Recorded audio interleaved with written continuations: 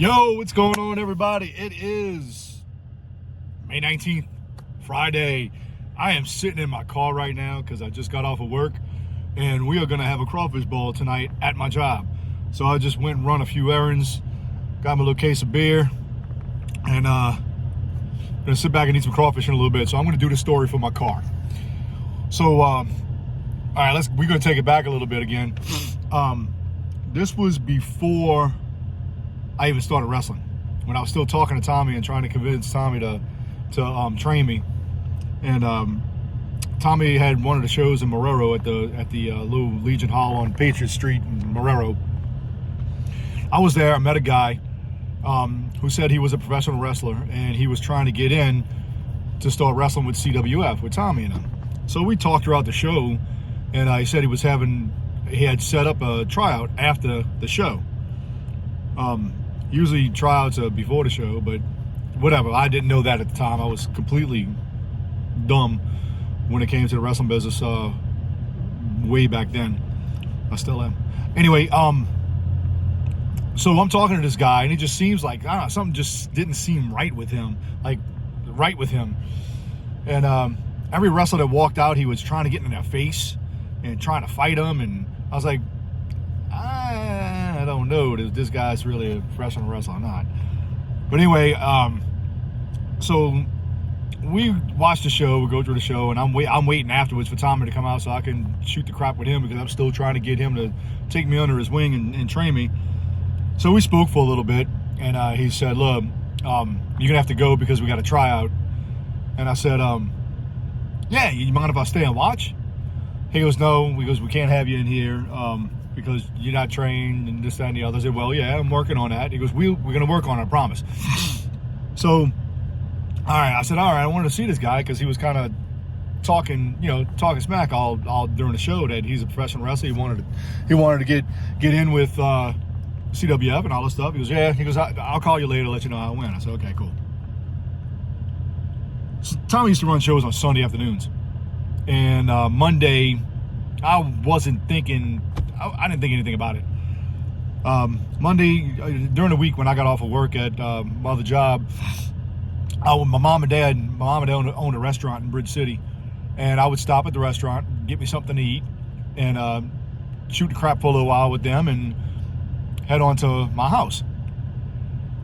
So I'm standing outside the restaurant and I'm looking, and this guy passes by real slow, and I'm like, that's the guy from yesterday. So he looks at me, and I'm going, it was kind of trafficy, so he was kind of like inching by. Dude had like 2 black eyes, bandage on his nose. Boy looked all messed up. I was like, what the hell happened to him? Of course, me. I called Tommy, hey, what's going on? He goes, nothing. I said, how'd that tryout go yesterday? He goes, boy, let me tell you. I said, well, that guy just passed by, and he didn't look too like he was looked like he got his ass whooped. He goes, yeah, well, he got in a ring with Ken Timms and tried to shoot on Ken Timms. And if y'all don't know the name Ken Timms, he was one of the Hollywood Blondes with Dusty Wolf way back in the day. Overweight, short guy, blonde hair that could beat the shit out of anybody walking. Seriously. He was a bouncer on Bourbon Street for years during Mardi Gras and all the big things that went on for Bourbon Street. They'd bring him in with Kevin Northcutt and John Saxon and Dusty Wolf, and they worked as bouncers on Bourbon Street. In fact, Ken broke, I think it was the Backstreet Boys bodyguard, broke his arm because he wouldn't listen in a bar. Ken just snapped it. Anyway, Ken is probably one of the best guys I've ever met in this business. And I've only actually seen him twice, but we talked on the phone a lot because he lived in Atlanta, Georgia. And we talked on the phone. His wife and his kids are dear to me, close to me. Well, his wife mainly. I've met his kids a few times. They know who I am. But his wife, Juanita, is a beautiful woman. I love her attitude. She has made 99% of my gear that I've worn over 23 years. But anyway, Ken has passed away, and he may rest in peace. He was a hell of a guy, though.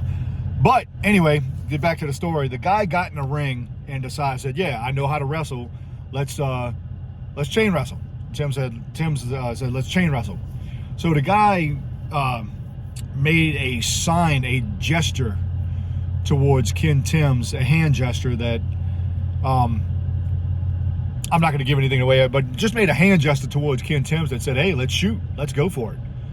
So Ken was like, you sure about this? He goes, yeah, I'm sure. So he gave him the gesture and said, hey, let's shoot and let's see how it goes. It ended pretty bad for the guy.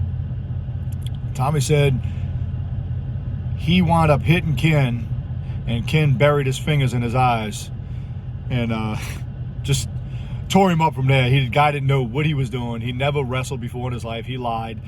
And that's something that kind of irks my nerves, because a lot of people will be online and on Facebook and Instagram and everywhere claiming they know how to wrestle, and they wrestle here and they wrestle there, and you see videos of them and you're like, dude, have you ever gotten in a ring before in your life?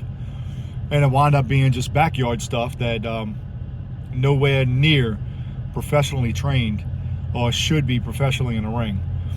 But I thought it was pretty funny. And Tommy even had to say, you sure you want to do this? I'm like, I'm not stupid. Yeah, I know when and what to do to protect myself, firstly.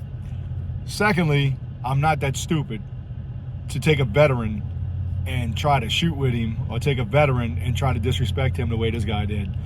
And that's a story that kind of hit me the other day, because me and Juanita's been going back and forth, because I'm kind of motivating her to get herself healthy, and with my healthy ways, drinking beer and eating crawfish. But she's doing a good job. I love her to death. Juanita, if you're watching this, I love you. Keep it up. Let's go. Rock it. Let's get healthy. And I dearly miss Ken Timbs. Even though we talked on the phone a lot, I went to Georgia to see him one time when he was sick. And man, that's my story for today. We had about 7.5 in, because I could smell the crawfish, and I could taste this beer. So with that being said, any of the guys traveling this weekend to any shows, good luck. Blow the roof off the place. Stay safe, and be safe on that road. I love each and every one of y'all. Remember, please share, comment. The only way to get this out there, the me telling stories that y'all apparently love, because I get a lot of love for it. Share it. Peace. Y'all be good.